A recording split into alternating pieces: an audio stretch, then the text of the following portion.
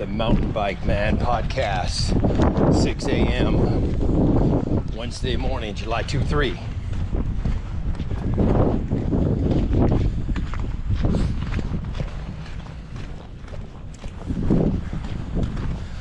I had a wild birthday bash this past week.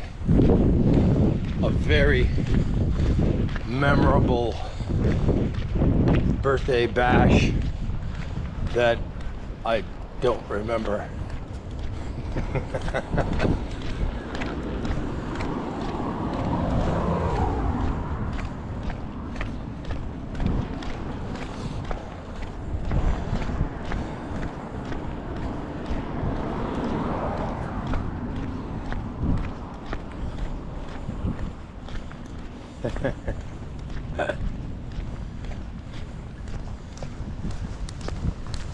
Anyways, oh yeah, just putting the plan together in my head for to be able to carry the street bike on the trailer. There's no hurry there. I don't see that happening. It's a pretty major deal to do. You know, you're gonna have to when you put 400 pounds of tongue weight on the front of the trailer, you have to counterbalance that. So you have to move the rig back a foot. So you have to modify the gate in the back so that you don't latch it vertically. You latch it maybe on a 45-degree angle-ish.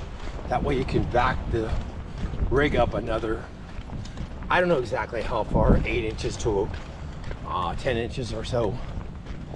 That way, the motor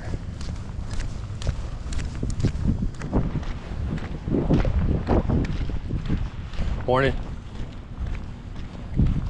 The motor, which is on the back of the rig, the Can-Am Maverick rig weighs 2,000 pounds, by the way. You know, I would say the downforce in the back is 1,200. The downforce in the front is 800. Obviously, the engine area is heavier than the front. So if you can move that 1,200 pounds back a little bit further, it'll counterbalance the tongue weight of the trailer. And it can be done. This all can be done. Not only that, you got to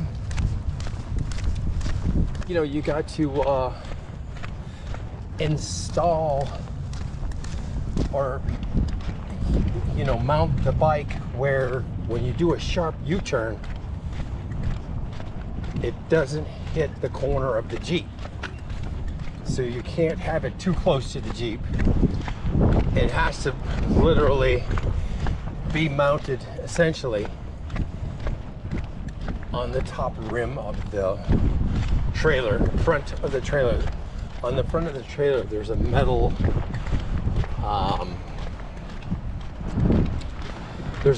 rim that, is welded to the hitch, all that kind of stuff. So that's exactly where the bike will probably seat, if not maybe even an inch or two deeper onto the trailer.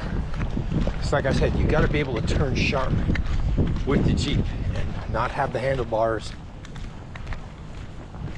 which is the widest point of the bike, make contact with the corner of the Jeep when you're doing a U-turn somewhere. So that you have to take that into account too. Shouldn't be a problem. And of course, those handlebars are probably, when you mount it, are directly in line with the spare tire. So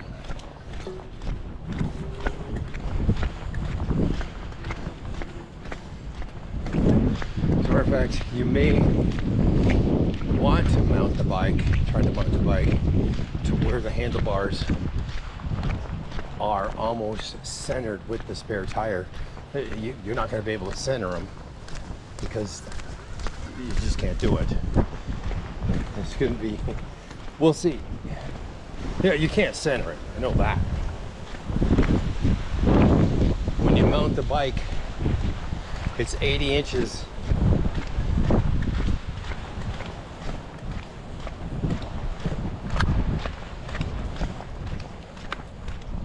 Hey, hey. Morning. When you mount the bike, it's 80 inches wide.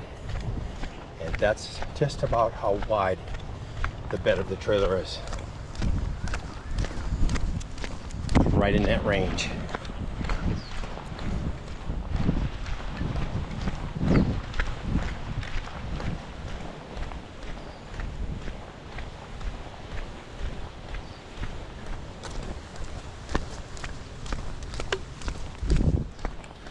I think a steel plate is out of the question. All you need, because essentially it's going to be mounted on the front rim of the trailer, the steel. All you need are aluminum plates, probably 1/4 inch thick. The weight is going to be supported. Morning. Hey. Morning. Let's go. The weight of the bike is going to be essentially on top of that rim. That's what's going to support the weight. So the plates will of course make it a little bit wider, and you'll have to bolt aluminum to steel, so you're going to need some thin nylon washers to, when you bolt aluminum to steel, you don't want to do that without putting thin nylon spacer washers. I would say 2 aluminum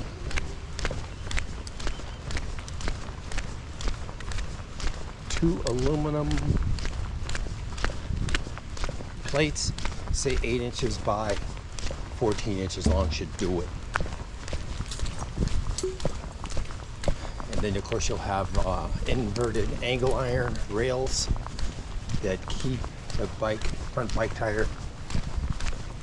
When you push the bike up, it goes right into those rails and it follows it right to a wheel chock. They make wheel chocks. They have wheel chocks.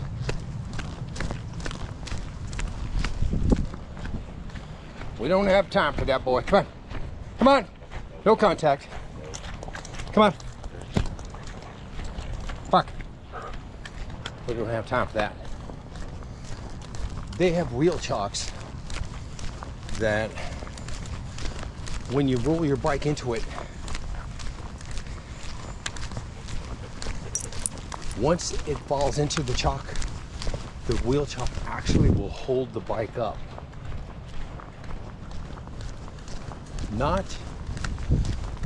You can't just do it and leave and go. It'll hold it up long enough for you to put the tie downs on. 6 tie downs. You'll tie down on just like you've done before in other videos. You'll tie the handlebars.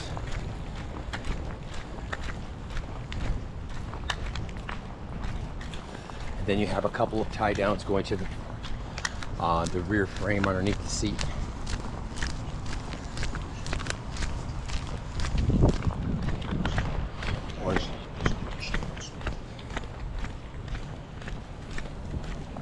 You'll run the tie downs to the there's a triple rail tongue on the trailer, so you'll have plenty of places to tie down on that side. Then of course we'll put in some eye bolts, 3 eye bolts on the inside of the deck.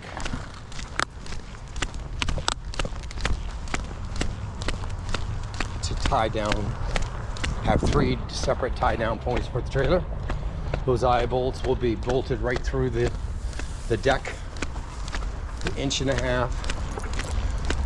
2x6s on the deck at 3 different locations.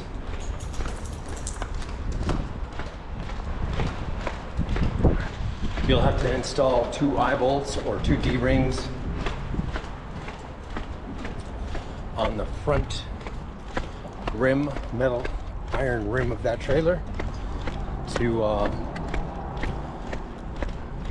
be able to tie down your rig. Also, I used to wrap the tie downs for the front of the rig around that rim down to the trailer tongue supports, but I won't be able to do that, not with the bike. I don't believe I'll be able to do that. I won't be able to do that with the bike there. And all those angle irons and everything. We're gonna go aluminum because it's lighter. You're not gonna use a full plate. You don't need a full plate. You might need 3 plates.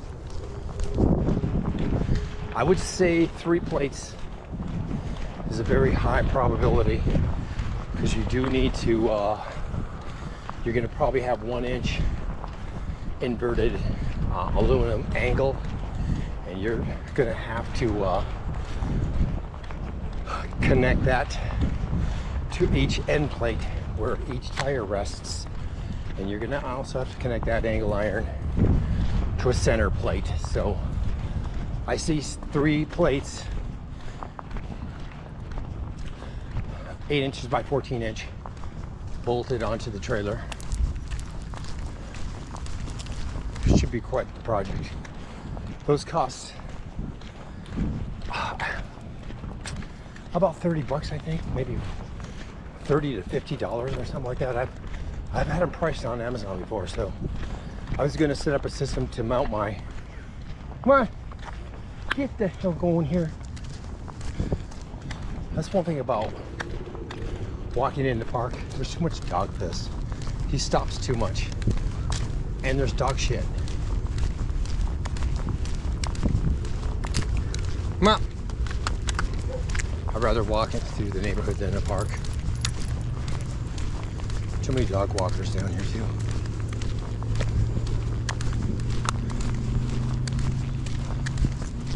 Morning.